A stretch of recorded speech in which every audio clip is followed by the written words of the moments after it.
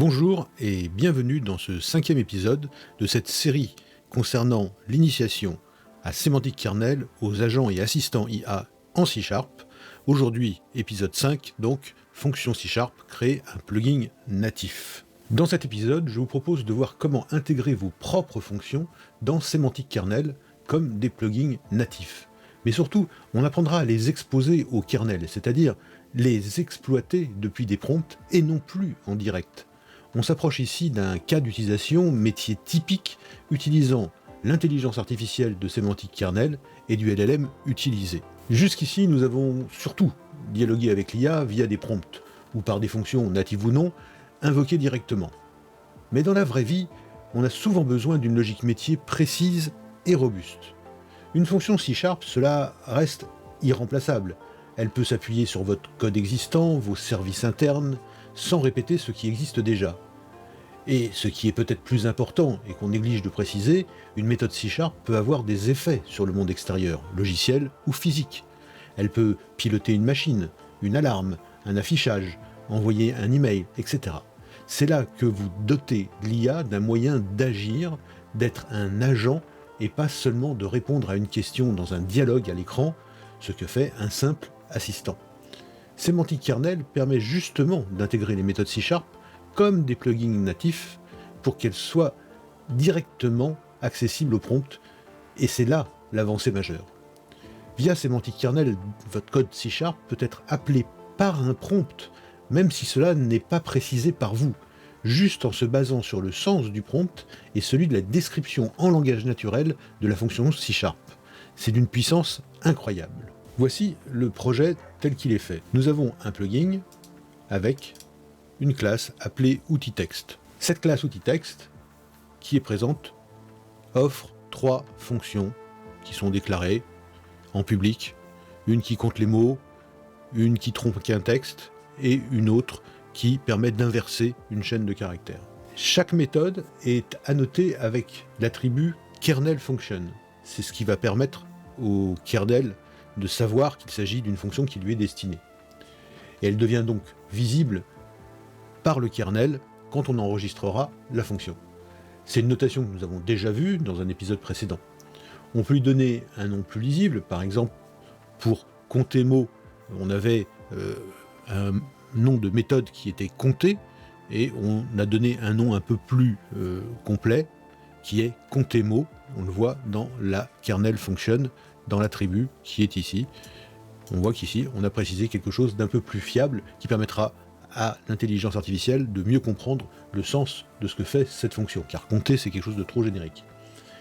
Et donc, c'est ce qui sera utilisé côté IA et kernel, indépendamment du nom C# de la méthode. Et si on ne fournit pas de description de la fonction, ce qui est le cas ici, c'est ce nom qui sera interprété pour savoir ce que fait la fonction. Alors encore une fois, évitez de mettre des mots en français, puisque seul l'ASCII est autorisé, donc pas d'accentuer, ce qui veut dire qu'à un moment donné, vous allez tomber en français inéluctablement sur le besoin de mettre des accentués, et ça risque de coincer. Ici, il se trouve que par chance, tronquer, inverser et compter mots, il n'y a aucune accentuée, ni de cécédigne, donc ça fonctionne. Mais donnez tous vos noms en anglais, ça sera préférable. Donc nous avons sous les yeux la partie de code de notre programme, où le plugin est chargé. On voit var outil égale new outil-text, donc on crée une nouvelle instance de la classe, et on dit var plugin est égal à kernel import plugin from object, le nom de ce plugin, de cette instance qu'on vient de créer, juste la ligne précédente, et le nom qu'on donne à ce plugin, c'est-à-dire text. Donc ici j'importe mon instance dans le kernel avec le nom text. Ensuite, je vais appeler text contemo, et ça, c'est le code qu'on va voir juste derrière. Ici, je vais appeler plugin contemo, parce que contemo, comme on l'a vu tout à l'heure, je vous le refais voir, dans mon outil texte, contemo, c'est le nom que j'ai donné à la fonction dans le kernel function, ce n'est pas le nom de la fonction C#. On va appeler donc cette fonction du plugin avec des arguments nouveaux, puisqu'on va lui passer des arguments, et notamment le texte. Le texte à traiter, et ceci est une fonction native très utile, et c'est le texte qu'on va passer. Et pourquoi ? Parce que tout simplement notre fonction contemo, on va la revoir une nouvelle fois, contemo, elle prend un paramètre qui est un texte et qui va permettre de compter le nombre de mots qui constituent ce texte. Donc il faut bien passer un paramètre, et on va le passer de la façon la plus générique possible, puisque les kernel arguments, c'est ceux qu'on a déjà vus et qu'on a déjà utilisés, qui permettent de passer des arguments à des fonctions natives ou des fonctions sémantiques. Alors comme on l'a vu, un plugin peut contenir plusieurs fonctions. On pourrait ajouter ici tronquer, inverser, ou tout autre utilitaire. On l'a vu dans le code de notre plugin. On a, en dehors de compter mots, donc tronquer et inverser. On pourrait les appeler bien sûr de la même façon, on pourrait appeler ici d'autres fonctions, donc on a le même principe, on enregistre dans le plugin, on va chercher la fonction, enfin le plugin a déjà été enregistré, donc on va chercher la fonction pour pouvoir l'appeler, et on l'appelle directement, et on utilise le résultat de notre appel. Et on va faire pareil pour le texte inversé. Donc rien de bien extraordinaire. Donc c'est la même logique qu'un service C# finalement, et le kernel sait les exploiter automatiquement. On pourrait aussi utiliser l'attribut description, qui permet de préciser ce que fait chaque fonction. Ça devient assez indispensable pour être sûr que l'IA va comprendre exactement à quoi sert chaque fonction. L'enchaînement manuel des fonctions natives ayant déjà été aperçu dans d'autres démos, je ne le cite pas ici par souci juste de ne pas vous enquiquiner, mais pour être complet, il faut quand même le souligner que c'est possible. Ça, c'est le niveau 1 de l'appel des fonctions. Plus intelligent que l'appel direct d'une seule fonction, on peut déjà fabriquer des process enchaînant plusieurs fonctions issues d'un même plugin ou de plusieurs, et ça, c'est déjà un peu plus subtil, mais ça reste de l'appel de fonctions à la main qu'on pourrait faire par exemple avec du code C#. Sans oublier que ces fonctions peuvent être effectivement du code C# natif, mais ça peut être aussi des prompts avec des passages de paramètres, etc., donc de l'intelligence artificielle, ce qui change quand même notablement par rapport à du code C# normal. La notion de plugin est aussi très importante parce qu'elle permet d'organiser votre code. Mais passons à l'utilisation la plus évoluée, le troisième niveau. Le troisième niveau, c'est celui qui va consister à justement faire en sorte que les appels ne soient pas directs, ne soient pas pilotés par nous-mêmes, mais que ce soit l'intelligence artificielle qui décide d'appeler ou pas nos fonctions en fonction du prompt qu'on va lui soumettre, et elle va s'apercevoir que pour répondre à ce prompt, elle peut disposer, parmi les plugins qu'on a enregistrés, de certaines fonctions qui vont l'aider à répondre. Et c'est là que ça va devenir intéressant. Donc ici, on a l'appel via le prompt, on va le déplier, et vous voyez, c'est pas bien méchant, mais on a un prompt, donc là on a un prompt de type inline, puisqu'il est écrit directement dans le code. Donc ce prompt, eh bien, il nous dit, voilà, raccourcir ce texte à environ 40 caractères, l'extrémité, on a un texte pas très long, hein, je veux dire. Et puis, on va déclarer une fonction sémantique, qui est createPrompt. Donc on va utiliser notre prompt pour créer cette fonction. On va utiliser les OpenAI Execution Settings, puisqu'on a besoin de préciser un certain nombre de choses. Ici, on va proposer une température de 0,3, donc quelque chose de très très peu inventif, hein. Le résultat, ça va être l'appel à la fonction. Donc vous voyez bien ici, on a un prompt. Dans ce prompt, il n'est absolument pas question de tronquer, inverser ou je ne sais trop quoi. Je veux dire, on a juste un truc qui dit qu'on veut un texte qui fait moins de 40 caractères. C'est pas compliqué. Et puis, on veut appeler ce prompt. Et qu'est-ce qui va se passer? On va l'invoquer. On va écrire bien sûr le résultat, hein, le résultat de cette fonction.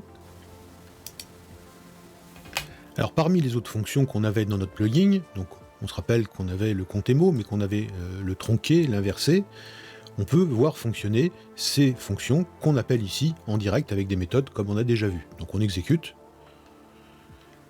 Nombre de mots 7, ça on avait déjà exécuté tout à l'heure. Texte tronqué, ceci est une longue phrase qui, et on voit qu'elle est tronquée à 40 caractères avec 3 points de suspension, et le texte inversé, on a un texte qu'on lui a passé, bonjour le monde, vous voyez, qui est écrit à l'envers. Mais la magie va bien plus loin que ça, parce que là, pour l'instant, c'est juste de l'appel direct. Donc je vais virer le return qui est ici. Après avoir fait marcher nos fonctions indépendamment, il est temps de voir un petit peu de magie. La magie va venir de l'appel automatique de nos fonctions natives par un prompt qui n'y fait pas référence directement. Il y a plusieurs méthodes. Pour l'instant, je ne vais pas rentrer dans toutes les méthodes qui existent, ni trop dans les détails. Je veux simplement vous faire sentir, parce que c'est l'essence dans cette initiation, vous faire sentir ce dont est capable Semantic Kernel. Et de la façon la plus simple possible pour que vous puissiez éventuellement le refaire, notamment en téléchargeant les sources description dans la vidéo. Regardez bien ici ce texte qu'on a à l'écran. On a une région qui s'appelle appel via prompt IA. Vous voyez qu'elle n'est pas bien grosse, hein. Il n'y a pas grand chose là-dedans. Donc on a un prompt. Donc c'est un prompt dit inline, puisqu'il est écrit directement dans le code. Donc c'est simplement une variable string qui contient un texte. Mais qui dit quoi? Raccourcis ce texte à environ 40 caractères, et on tape 2 points, et puis on a un texte entre guillemets, qui est un texte qu'on veut raccourcir. Mais raccourcir comment? Comment va-t-il savoir comment raccourcir ce texte? Si on lui dit rien, il va essayer de résumer le texte.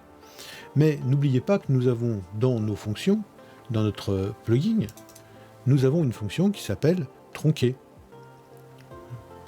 Plugin, c'est ici, pardon. Ici, nous avons donc compter mots, tronquer et inverser qu'on ne va pas utiliser. Et tronquer prend un texte, une longueur, et va raccourcir, et pour faire voir qu'il l'a fait d'ailleurs, il rajoutera 3 points d'ellipse à la fin du texte qui va être tronqué. Ok, donc ici qu'est-ce qu'on a? On a un prompt, c'est vraiment très simple, dans lequel on dit simplement qu'on veut raccourcir le texte à environ 40 caractères. En plus, on n'est même pas très précis sur ce qu'on demande. Ici, on va créer un prompt execution setting. Et dans ce setting, on va préciser fonction choice behavior, donc le comportement des fonctions. On veut que ça soit automatique, donc on veut qu'il le repère automatiquement s'il y a des fonctions utilisables dans le prompt avant d'exécuter le prompt. Pour être sûr que ça fonctionne, vous remarquerez qu'ici, j'ai passé le modèle en GPT-4 Turbo, parce que lui est capable de faire ce genre de choses. Peut-être que des modèles moins chers ou en dessous sont capables de le faire, mais moi j'ai réussi à le faire fonctionner avec ce modèle-là, donc à tester chez vous bien évidemment.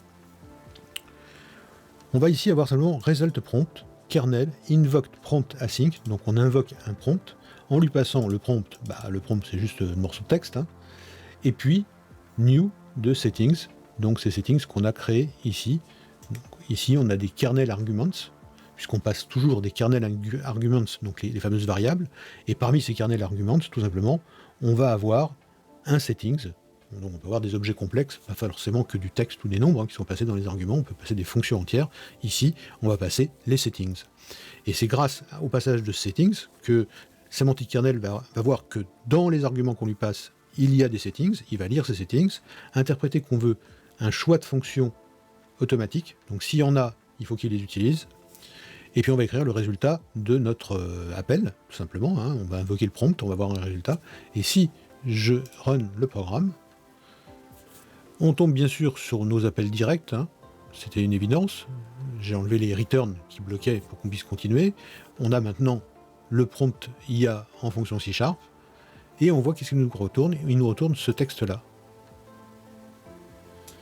Et lisez bien ce texte, il nous dit le texte raccourci est, c'est-à-dire qu'il répond à notre demande, on lui a demandé raccourci ce texte, ouvrez les guillemets avec un texte à raccourcir, il nous répond le texte raccourci est, ouvrez les guillemets, et maintenant il nous dit le comité d'organisation s'est réuni, et il a les 3 points, ça veut dire qu'il a fait marcher notre fonction sémantique. Et comme j'en vois qui doute, je vais aller prendre mon outil texte dans la fonction tronquée, et je vais mettre un point d'arrêt sur, par exemple ici, pour voir que ça a été appelé, et on relance notre application. Ici, on va avoir une longueur de 40, ici, il a bien fait les 40. On continue, et on voit bien que notre texte est tronqué. Donc en fait, il n'y a pas de problème de compréhension. Environ 40, il met 40, et quand on lui a demandé 30 ici, dans le programme, dans l'appel direct à tronquer, hein, ici on a un appel à tronquer, ici, on a une valeur de 30. Donc ce sont les deux valeurs qu'on a vu passer, celle de 30 qui est passée directement dans les paramètres, et puis celle de 40 qui est déduite d'après le texte, d'après le prompt qu'on lui a passé. Donc ça, c'est vraiment la magie de Semantic Kernel, c'est de pouvoir invoquer du code natif C# ou d'autres prompts, puisqu'on a vu qu'on avait des fonctions natives sémantiques aussi, et de pouvoir les appeler sans qu'on lui demande vraiment. C'est lui qui déduit depuis la description des fonctions natives ou des fonctions sémantiques qu'il va falloir les appeler. Et là, on a quelque chose de quand même assez extraordinaire. Si vous arrivez à en comprendre toute la portée, à en saisir toute la portée, vous allez voir que ça va vous ouvrir l'esprit différemment sur les possibilités de Semantic Kernel. Et là, vous voyez bien que c'est pas juste une librairie pour se connecter à une IA comme il en existe d'autres. D'ailleurs, il y a une librairie officielle Microsoft OpenAI pour se connecter à OpenAI. Ça n'a rien à voir. Ici, on fournit un travail qui est très différent. Alors, il est temps de conclure cet épisode. même s'il a duré un peu plus longtemps que les autres, il est essentiel, notamment dans sa dernière partie, vous l'avez compris. Donc on a vu comment exposer vos propres classes C# à Semantic Kernel, et les exploiter en suivant la progression de 3 niveaux, de l'appel direct à l'appel intelligent et automatique, des fonctions déduites d'après le sens d'un prompt et la description des fonctions. Dans l'épisode suivant, je vais vous montrer comment regrouper les fonctions natives et sémantiques pour créer des vrais plugins complets et réutilisables. Donc, à bientôt pour l'épisode 6.